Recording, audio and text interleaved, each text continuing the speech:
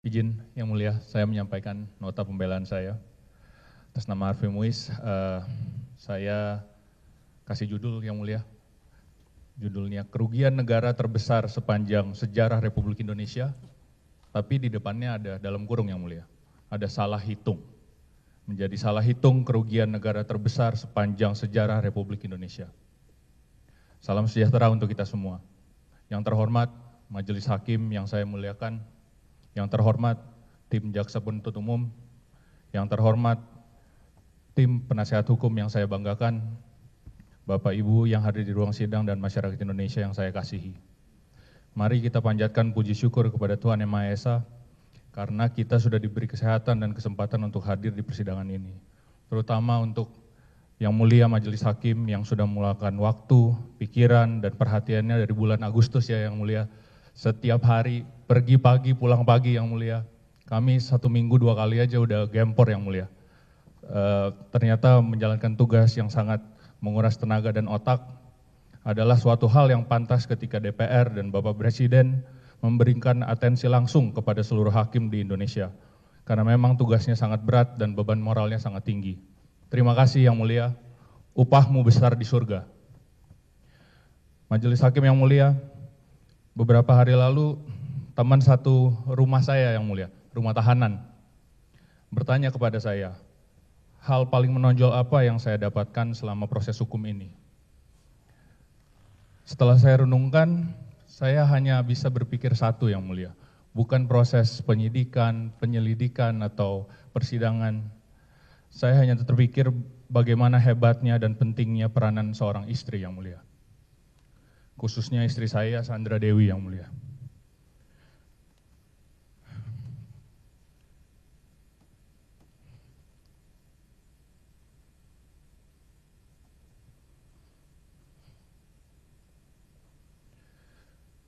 Sebagai pihak yang paling dimanfaatkan untuk pencitraan, pada saat yang sama paling dirugikan dalam kasus ini,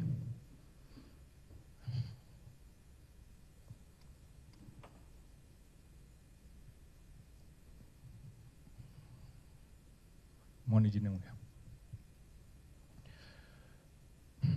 Dia tidak pernah bimbang, tidak pernah kenal lelah, selalu tabah dan setia, bersinar memberi harapan dan kekuatan bagi saya.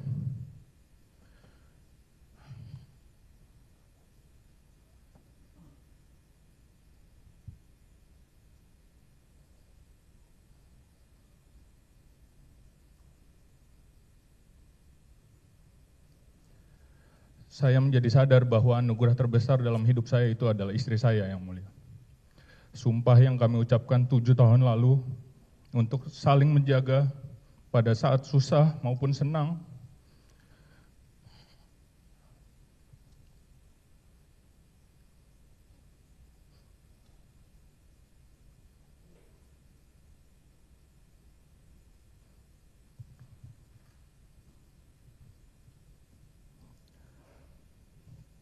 Kelimpahan maupun kekurangan, pada waktu sehat maupun sakit, sampai maut memisahkan kita, dijalankan dan ditunaikan oleh Sandra tanpa keluhan apapun. Kita pikir kita kuat Yang Mulia, tapi kita nggak ada bapaknya Yang Mulia.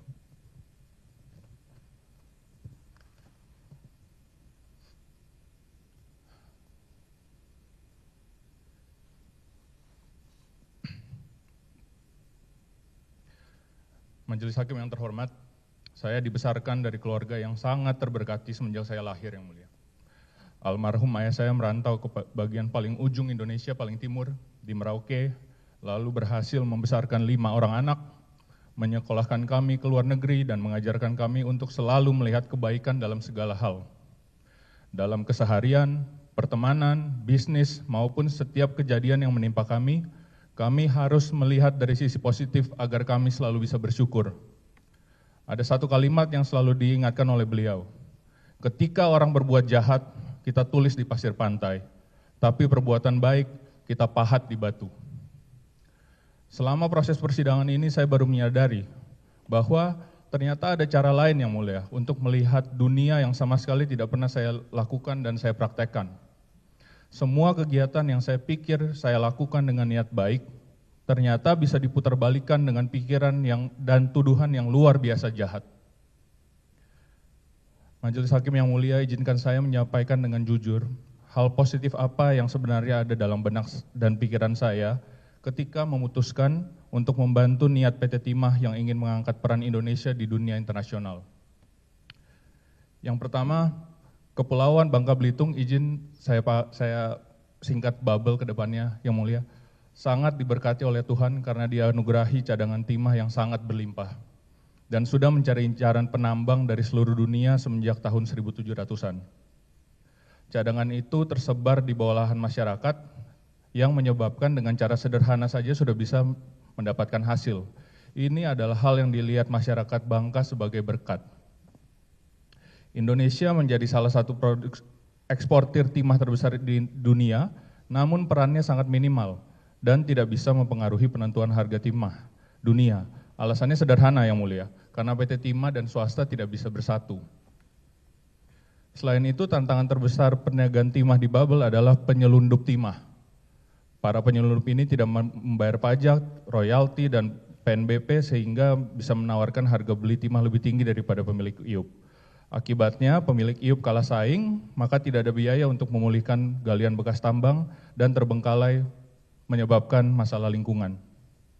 Masalah ini berlangsung puluhan tahun dan sudah dicoba untuk ditangani dengan berbagai cara, mulai dari preventif hingga represif, tapi tidak bisa terselesaikan yang mulia, malah menyebabkan banyak konflik sosial. Tahun 2018, almarhum Bapak Kapolda dan Bapak Gubernur selaku penyelenggara negara dan juga PT Timah yang ketika itu mengatasnamakan negara menyampaikan himbauan kepada para pelaku bisnis timah di bubble suatu konsep yang dianggap solusi yang mereka bilang baik demi bela negara. Tanggapan dari pelaku bisnis timah saat itu pada prinsipnya keberatan yang mulia untuk mendukung PT Timah karena mereka sudah nyaman dengan cara kerja yang ada. Salah satu konsep bela negara yang diajukan adalah menyediakan alat penglogaman dan pemurnian untuk disewa dengan alasan PT Timah membutuhkan dukungan kapasitas produksi disebabkan adanya potensi lonjakan pasokan biji timah.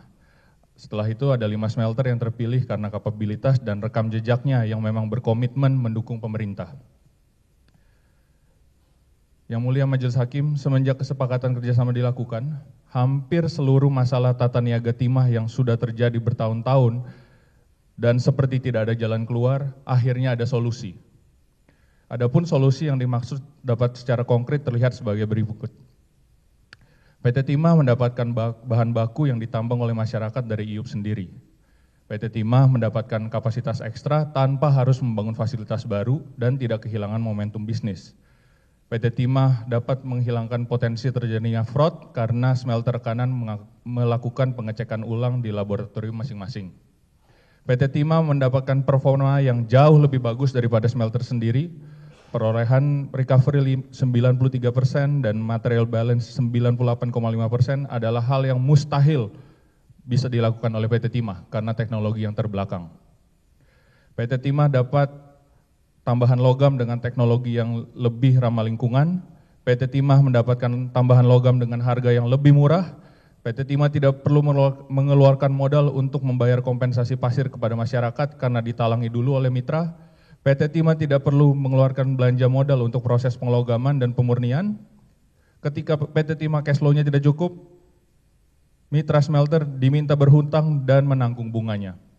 Masyarakat penambang menjadi taat pajak, penerimaan pajak naik 1 triliun, royalti dari PT Timah naik drastis, dan PT Timah mendapatkan keuntungan lebih dari 1 triliun dari produk hasil kerjasama ini.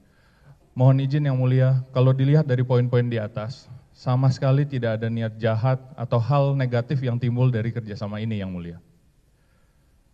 Memang dalam perkembangannya ternyata tidak sesuai dengan rencana, terjadi permasalahan yang tidak terduga sebagai berikut.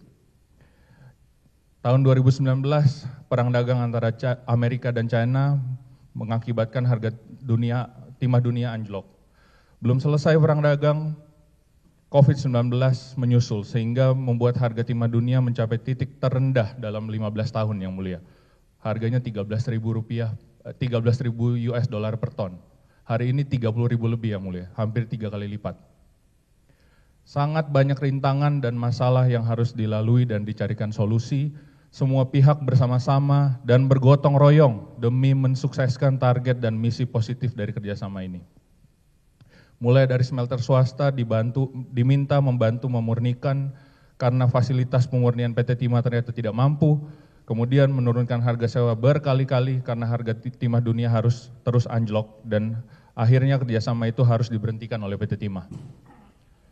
Yang mulia Majelis Hakim, walaupun kerjasama tersebut tidak berlangsung lama, ada hal yang sangat membanggakan, yaitu PT Timah mengukir sejarah pertama kalinya menjadi eksportir nomor 1 di dunia, dan saya sangat bersyukur bisa menjadi bagian dari itu.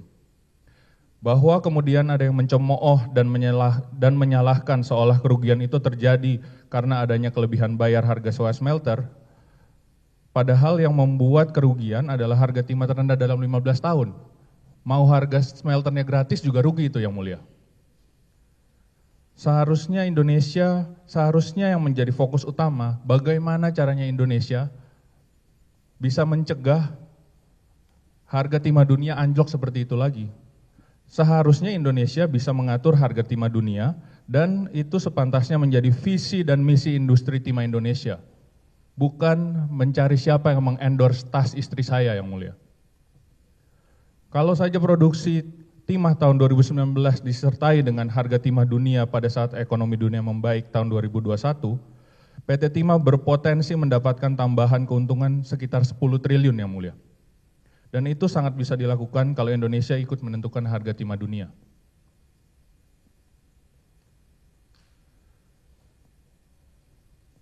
Majelis Hakim yang terhormat. Pak, bikin silau itu ya. Oke, silakan dilanjut. Sekalian bersihin ini. Izin melanjutkan yang mulia. Memang kerjasama ini merupakan keputusan yang tidak populer yang mulia. Karena menggeser zona nyaman banyak pihak yang selama ini memanfaatkan situasi unik penambangan rakyat di Babel. Tidak heran jika banyak muncul perlawanan, fitnah yang dikembangkan, hingga upaya perlawanan dan fitnah itu berhasil yang mulia. Kami semua yang berpartisipasi untuk membantu negara malah masuk penjara. Mungkin juga ketika anak bangsa bergotong royong, bahu-membahu menjadikan PT Timah eksportir timah nomor 1 di dunia, pihak luar selaku kompetitor kita tidak senang dengan fakta itu. Sehingga mungkin saja mereka yang melakukan ini. Yang mulia Majelis Hakim, pada awal persidangan saya berharap banyak dari saksi-saksi di pengadilan, terutama saksi-saksi dari PT Timah. Harapan saya, para saksi dari PT Timah berani mengatakan serta menjelaskan fakta yang sebenarnya, terkhusus memberikan klarifikasi tentang keadaan yang sebenar-benarnya, dan betapa kerjasama itu sangatlah dibutuhkan dan menguntungkan PT Timah Tbk. Kita tahunya kalau tidak ada kerjasama itu PT Timah bangkrut yang mulia. Namun ternyata saya kembali menyadari bahwa orang bisa berubah 180 derajat dalam keadaan tertekan atau karena penurunan konsentrasi, ketika diperiksa berkali-kali sampai subuh, atau takut karena melihat atasannya sudah ditahan. Intinya hampir semua karyawan PT Timah yang sebenarnya bisa memberikan keterangan kunci dalam persidangan atau mengetahui cerita dari sisi positif langsung semua berubah menjadi negatif. Yang mulia Majelis Hakim, kesaksian ahli lingkungan hidup dan kerusakan lingkungan di persidangan, orang-orang yang bergelar profesor dari balik kursi kerjanya yang nyaman yang mulia, memakai software gratisan dengan ketepatan yang tidak dapat dipertanggungjawabkan, lalu melakukan kunjungan ke lapangan sebanyak 2 kali, mengambil sampel 40 dari luasan ratusan ribu hektar yang mulia. Dianggap sudah cukup kompeten dan terpercaya untuk menghitung angka kerugian negara terbesar sepanjang Republik Indonesia ini berdiri. Izin membandingkan pengalaman saya di tambang batubara yang mulia. Untuk satu pit seluas 10 hektar, kalau kita mau melakukan eksplorasi kemudian mau kita gali, ada yang namanya pengeboran rapat setiap 5 sampai 10 meter. Untuk 10 hektar kita minimal itu 100 titik yang mulia, 10 hektar. Dan itu kita lakukan mungkin jangka waktunya 6 bulan sampai 1 tahun. Itu aja masih salah yang mulia. Sering salah. Kesaksian ahli dimulai dengan kalimat, di Bangka memang banyak bukaan tambang yang kata orang-orang sudah ada dari zaman kerajaan. Saya nggak pedulilah. Sungguh sangat tidak etis yang mulia untuk seorang ahli profesor untuk tidak memperdulikan fakta sejarah yang seharusnya menjadi acuan untuk penilaian beliau. Kemudian dilanjutkan lagi ketika kami semuanya terdakwa, penasihat hukum, masyarakat Indonesia, majelis hakim ingin menggali keterangan ahli di persidangan, dijawab dengan gampangnya, saya malas jawab. Ditambah lagi yang mulia ketika kami memohon hasil perhitungannya untuk lebih diteliti, permohonan kami ditolak mentah-mentah. Saksi ahli dari BPKP juga melakukan audit khusus yang mulia, yaitu mengumpulkan BAP saksi lalu di clipping yang mulia. Auditor memakai satu tabel Excel yang dibuat oleh staf PT Timah di bulan Mei 2024. Pada saat 24 orang sudah ditetapkan sebagai tersangka dan ditahan. Tabel Excel ini tidak pernah kami temukan di laporan keuangan manapun. Laporan keuangan PT Timah yang adalah perusahaan terbuka tidak pernah ada tabel Excel ini, tapi dijadikan satu-satunya acuan untuk mengambil kesimpulan kalau harga sewa kerjasama itu kemahalan yang mulia. Sampai dengan detik pembacaan pledoi ini, saya masih sangat bingung. 300 triliun ini datangnya dari mana yang mulia? Saya yakin yang mulia juga sama. Yang mulia majelis, kalau tidak salah, saya izin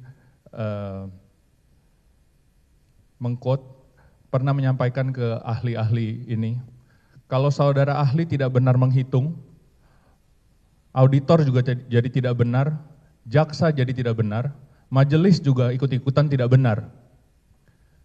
Kita di sini mau menegakkan hukum, jangan sampai kita melanggar hukum.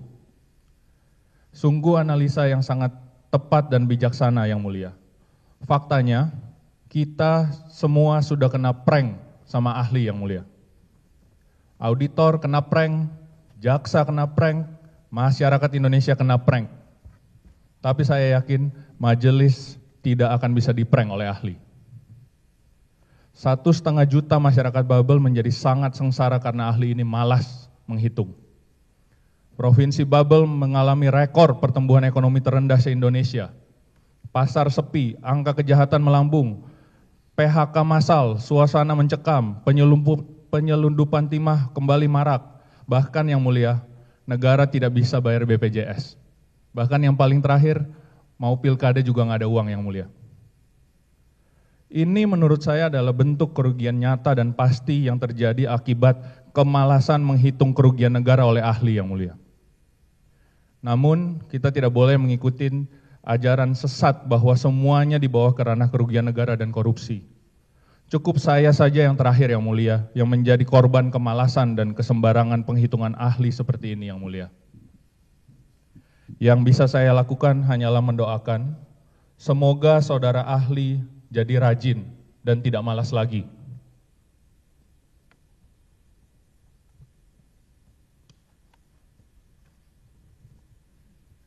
Majelis Hakim yang bijaksana, Dr. Bernard, ahli sosial-legal, mengatakan tujuan penegakan hukum berevolusi dari yang paling primitif, yaitu gigi diganti gigi, menjadi melindungi orang baik dari orang jahat, kemudian berevolusi lagi menjadi yang terakhir, mengubah orang jahat jadi baik, kalau perlu setengah malaikat. Namun apa yang terjadi Babel hari ini adalah kebalikannya yang mulia. Orang yang sudah baik diubah jadi jahat yang mulia. Masyarakat yang sudah terbiasa menambang dari puluhan tahun, bahkan sudah menjadi budaya, sudah sempat dibina untuk menjual hasil tambangnya ke pemilik iupnya. Kemudian di edukasi untuk bayar pajak, seluruhnya adalah angka awal yang sudah sangat bagus. Tetapi sekarang mereka dicap ilegal yang mulia. Sehingga mereka terpaksa menjadi orang jahat dengan melakukan kegiatan ilegal, seperti menyelundup dan kegiatan kriminal lainnya. Yang mulia majelis juga sering bertanya kepada warga Babel yang menjadi saksi di persidangan apa yang sebetulnya terjadi di lapangan. Dan semuanya mengatakan hal yang sama yang mulia, bahwa ekonomi Babel hari ini porak-poranda. Masalah sosial bermunculan semenjak adanya penegakan hukum ini. Dan tata kelola timah tidak ada bedanya. Masyarakat masih menambang, begitu juga dengan pemulihan lingkungan hidup, sama sekali tidak ada perbaikannya. Fakta yang terjadi saat ini adalah ketika harga timah dunia di atas $30.000 per ton, ekspor timah Indonesia malah terendah. Kondisi ini menyebabkan Indonesia kehilangan devisa, pajak, royalti, dividen dari PT Timah, beserta semua pendapatan lain dari roda ekonomi yang terhenti. Negara tetangga kita yang tidak punya cadangan timah, tiba-tiba mengalami kenaikan ekspor, belum lagi posisi PT Timah yang otomatis lengser dan dianggap sebelah mata oleh dunia. Apakah ini yang kita harapkan dari penegakan hukum? Bagaimana caranya mencapai target pertumbuhan ekonomi 8% yang mulia, ketika pertumbuhan ekonomi di salah satu provinsi hanya 0,71%, tidak sampai 1% yang mulia. Bagaimana kita berharap investor asing mau masuk ke Indonesia ketika warga sendiri dihukum karena membantu negara?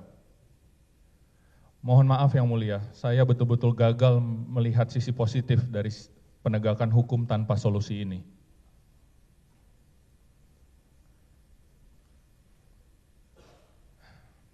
Yang mulia Majelis Hakim,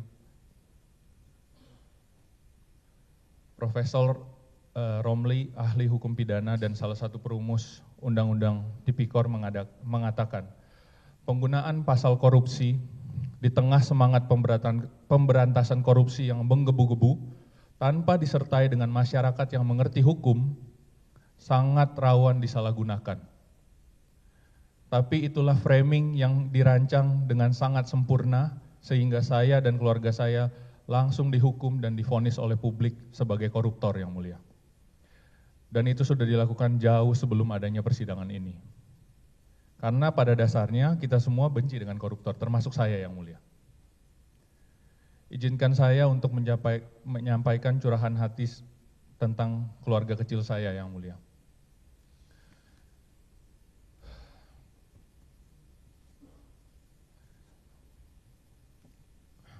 Kembali ke istri saya, izin, Sandra Dewi. Wanita, manusia paling kuat yang pernah saya tahu. Ketika dia difitnah, dihujat, dicaci maki, kehilangan nama baik, karir, pekerjaan, lalu diparadekan untuk kepentingan publisitas kasus ini, dia sebetulnya punya akses langsung berbicara ke publik untuk melawan yang mulia.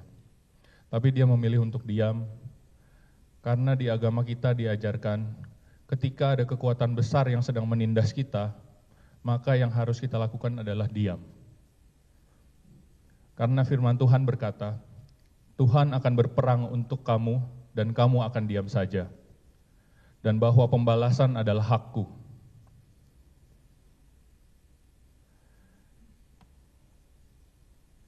Izin menyampaikan pesan ke istri yang mulia. Istriku, kita sudah pernah melewati masa susah ketika papa sakit. Kamu selalu di sampingku. Lalu ketika senang, kita menikah, dapat anak-anak lucu yang sempurna, kamu juga ada di sampingku. Sekarang kita susah lagi. Kamu tidak pernah bersungut-sungut, tidak pernah mengeluh, tidak pernah menyalahkan keadaan, bahkan menjadi pilar penyangga keluarga kita. Tanpa kamu aku runtuh. Terima kasih Sandra Dewi, kamu.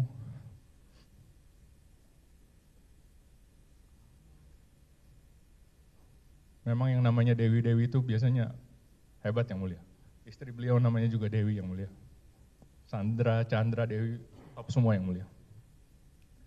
Tapi tenang, kita dari susah, senang, sekarang susah lagi. Sekarang kita tinggal tunggu senangnya aja. Masa susah terus? Titip anak-anak, jangan lupa berdoa setiap hari biar papa wamilnya cepat selesai.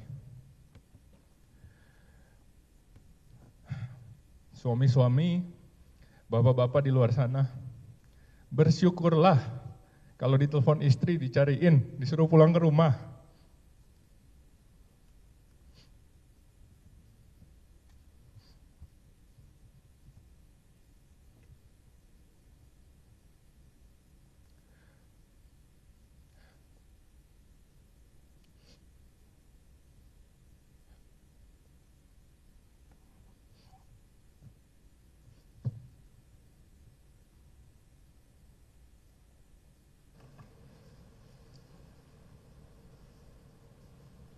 Coba apa?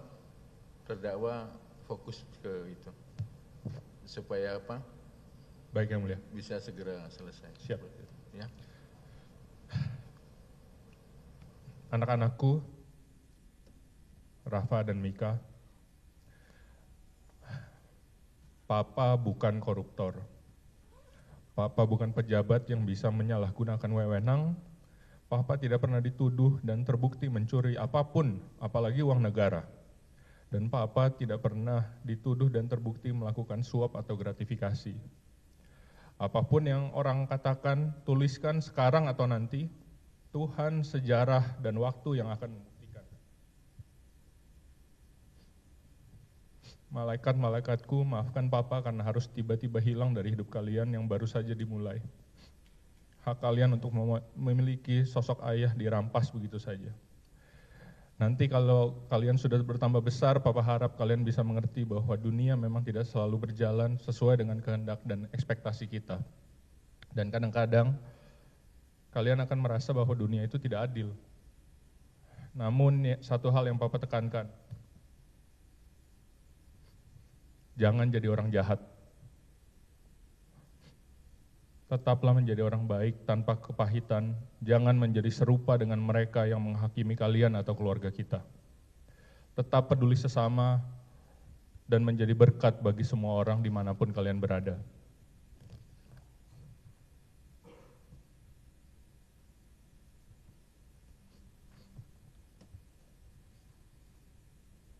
Yang mulia Majelis Hakim, dalam kasus ini, saya dan keluarga saya seperti dijadikan jawaban untuk kebutuhan flexing, kekuatan dan kekuasaan, serta peningkatan kepuasan publik.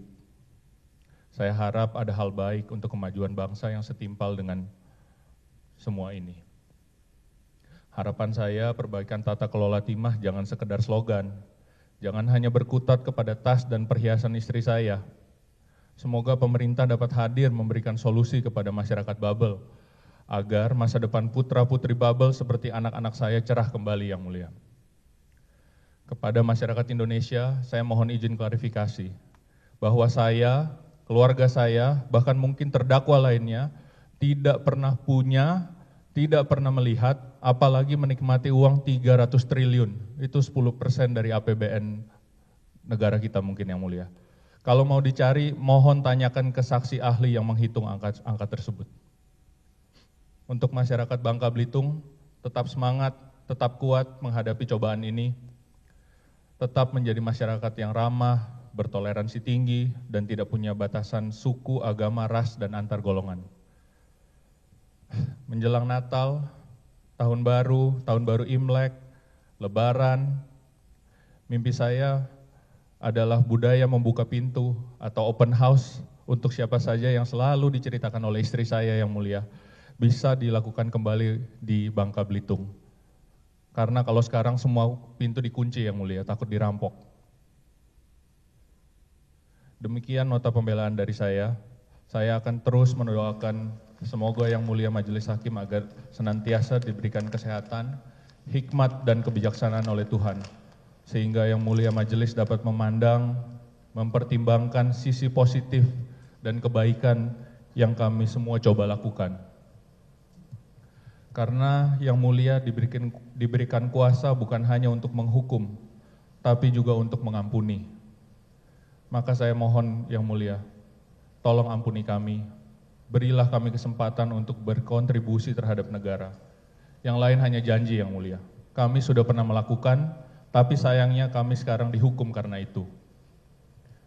Jangan biarkan ini menjadi legacy, menjadi sejarah kelam dunia peradilan Indonesia. Akhir kata, saya dan keluarga saya dengan segala kerendahan hati berterima kasih kepada seluruh masyarakat Indonesia yang sudah baik yang mendukung dan tidak mendukung dan mendoakan kami. Mohon maaf sebesar-besarnya atas perkataan dan perbuatan yang kurang berkenan selama masa-masa yang sulit ini. Kami hanya bisa berdoa, pasrah, dan berharap agar ada mujizat Natal untuk kami tahun ini. Dan semoga damai Natal di bumi senantiasa beserta kita. Tuhan berkati kita semua, Tuhan berkati Indonesia. Jakarta 18 November 2024.